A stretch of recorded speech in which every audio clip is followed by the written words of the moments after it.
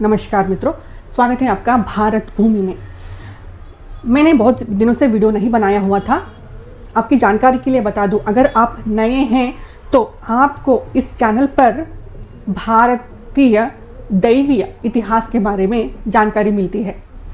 अगर आप इच्छुक हैं दैवीय परंपरा को जानने के लिए तो आप मुझे सब्सक्राइब कर सकते हैं।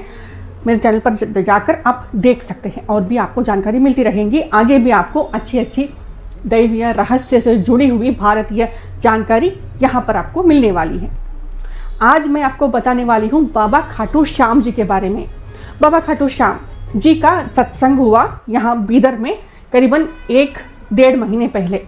उस सत्संग के क्लिप को दिखाते हुए मैं बर्बरिक जी के बारे में यानी बाबा खाटू श्याम जी के बारे में कुछ जानकारियाँ और कुछ बातें आपसे शेयर करने वाली हूँ। अगर आपको भी बर्बरिक जी के बारे में बाबा खाटू श्याम जी के बारे में कुछ भी पता है तो नीचे कमेंट बॉक्स में आकर जानकारी दे सकते हैं, ताकि किसी और को सहायता हो जाए, वो भी जानकारी प्राप्त कर सके। सबसे पहले आपको बता दूं खाटू श्याम जी का मंदिर कहाँ पर है। खाटू श्याम जी का मंदिर है राजस्थान के सीकर जिले के पास खाटू नामक एक गांव में। एक खाटू नामक गांव पहले जंगल हुआ करता था। सीकर जिले से 43 किलोमीटर दूरी पर है खाटू। खाटू एक गांव है। उस गांव के वजह से ही बाबा श्याम जी को खाटू श्याम नाम से प्रसिद्धि मिली है। खाटू श्याम जी मिले कैसे, ये आपको बताती हूँ। महाभारत युद्ध होने के बाद श्री कृष्ण जी ने बर्बरिक जी का शीश को रूपवती नदी में प्रवाहित कर दिया, ये कहकर कि कलयुग आने पर तुम प्रसिद्धि पाओगे और तुम मेरे ही नाम से जाने जाओगे, तुम्हें सब श्याम कहेंगे। और तुम चाहते थे हारे का सहारा बनना, जो हारता है उसके पक्ष लेकर तुम युद्ध करना चाहते थे, उसका तुम सहारा बनना चाहते थे। तो कलयुग में तुम हारे का सहारा बनो, जो भी तुम्हारे पास आएगा वो कुछ ना कुछ प्राप्त करके ही जाएगा, वो कभी भी खाली हाथ नहीं लौटेगा। ये श्री कृष्ण जी ने आशीर्वाद दिया बर्बरिक जी को और नदी में प्रवाहित कर दिया उनका शीश। वह जो शीश था बर्बरिक जी का नदी में प्रवाहित होते होते खाटू नामक जंगल के पास आता है। जब तक शीश वहां आता है नदी सूख जाती है। नदी की जो कीचड़ वाली मिट्टी है उसमें शीश उनका धंस जाता है, फंसकर नीचे की ओर चला जाता है। समय बीतता है। ये सारी बातें हुई हैं 5000 वर्ष पहले। श्री कृष्ण जी 5000 वर्ष पहले थे।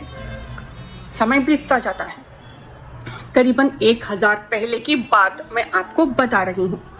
1000 वर्ष पूर्व एक गाय, राधा नामक गाय चरते हुए खाटू के जंगल के पास जाती है। वो जो खुला क्षेत्र था, नदी का मैदान का क्षेत्र है तो खुला हिस्सा ही रहेगा वो। वहाँ पर रोज जाकर गाय अपना दूध वहीं पर गिराती थी।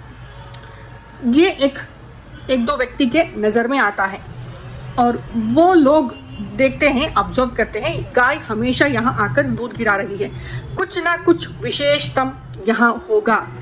चलो इस जगह को, इस धरती को खोद कर देखते हैं, कुछ ना कुछ यहाँ अवश्य होगा। ये सोचकर लोग, खाटू के जो लोग हैं वहाँ इकट्ठा होते हैं उस धरती को खोदते हैं। जब धरती को खोदा गया वहां मिलता है बर्बरिक जी का शीश।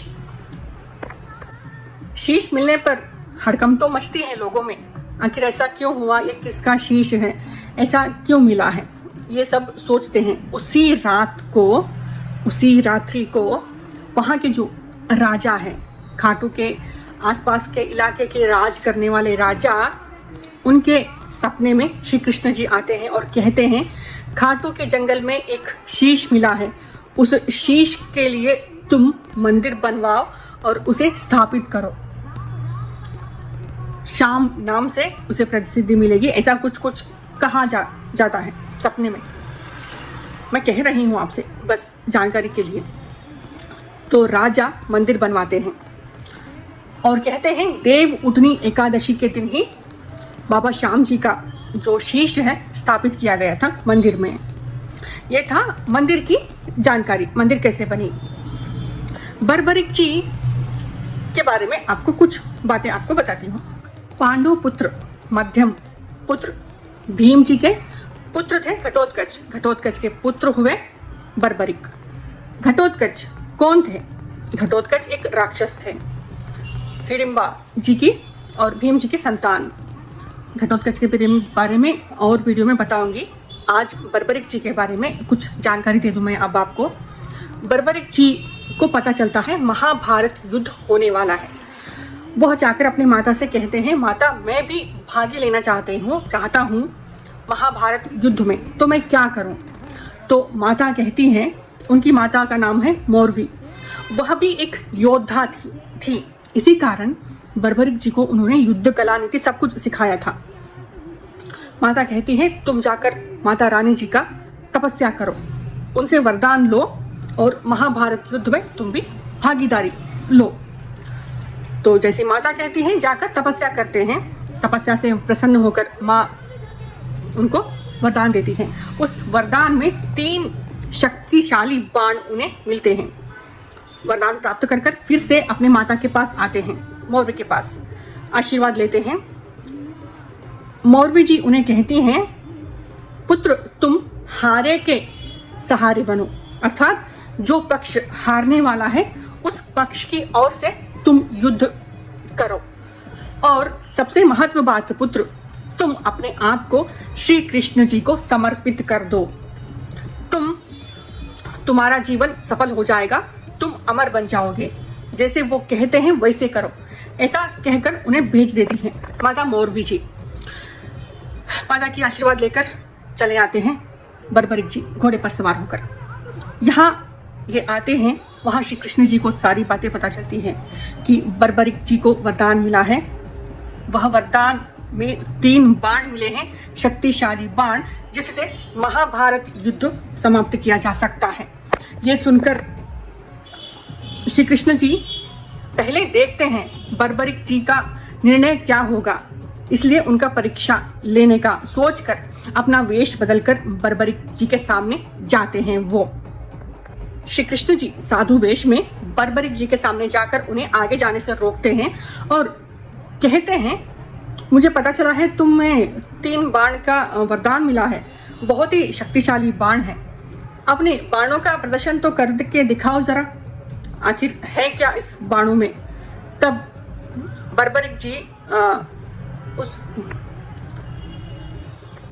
साधु वेश में श्री कृष्ण जी एक पत्ते को अपने पैर के नीचे दबाकर रख लेते हैं और बर्बरिक जी को कहते हैं इस पेड़ के सारे पत्ते को गिरा कर दिखाओ अपने एक ही बाण से, तब मैं तुम्हें मानूंगा। तब बर्बरिक जी एक ही बाण से सारे पत्ते को गिरा देते हैं और श्री कृष्ण जी के पैर के नीचे जो दबा हुआ था एक पत्ता, वहां पर आकर वही बाण रुक जाता है।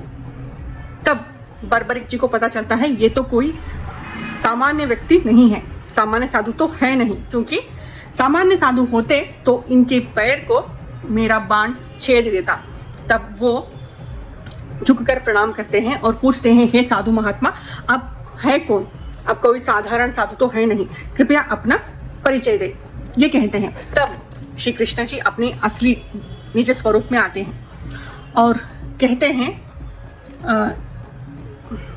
श्री कृष्ण जी पूछते हैं बर्बरिक तुम किसकी ओर से लड़ोगे? तब बर्बरिक जी कहते हैं, जो पक्ष हारने वाला है मैं उस पक्ष की ओर से लड़ूंगा। तब श्री कृष्ण जी को पता चलता है ऐसे तो यह युद्ध समाप्त नहीं होगा, क्योंकि बर्बरिक जी कह रही हैं जो हारने वाला है मैं उसकी ओर से लड़ूंगा। एक पक्ष की ओर से ये लड़ेंगे, दूसरा पक्ष हारने वाला होगा तो ये उसके पक्ष की ओर से छलांग मारेंगे, तो ऐसे वो पक्ष बदलते रहेंगे। तब कहाँ युद्ध समाप्त होगा, कहाँ आपको परिणाम मिलेगा? ये बात भी घातक ही है ना, ऐसा करना भी घातक ही है। तो इस कारण बर्बरिक जी को श्री कृष्ण जी कहते हैं, तुम मुझे अपना बलिदान दे दो, पुत्र तुम अपना शीश काट के मुझे दे दो। ऐसा कहने पर बर्बरिक जी एक भी उन्हें प्रश्न नहीं करते, जो आज्ञा कहकर अपने शीश काटकर उनके हाथ में दे देते हैं। श्री कृष्ण जी प्रसन्न होते हैं और वरदान मांगने के लिए कहते हैं। तो बर्बरिक जी का जो शीश था ना, वह यह कहता है मैं महाभारत का युद्ध देखना चाहता हूँ। तब उनको एक पर्वत के ऊपर एक लकड़ी का डेला जैसे बनाकर उस शीश को रख दिया जाता है ताकि वो महाभारत का युद्ध देख सके। महाभारत का युद्ध समाप्त होता है, तब बर्बरिक जी के पास आते हैं। बर्बरिक जी को ये पूछा जाता है कि युद्ध में कौन वीर थे और किसने ज़्यादा लड़ाई लड़ी, कौन शूर पुरुष हैं। तो बर्बरिक जी कहते हैं किसी ने लड़ाई नहीं लड़ी, सब श्री कृष्ण जी ही सबको मार रहे थे, हर तरफ श्री कृष्ण जी ही दिख रहे थे, ऐसा बर्बरिक जी कहते हैं।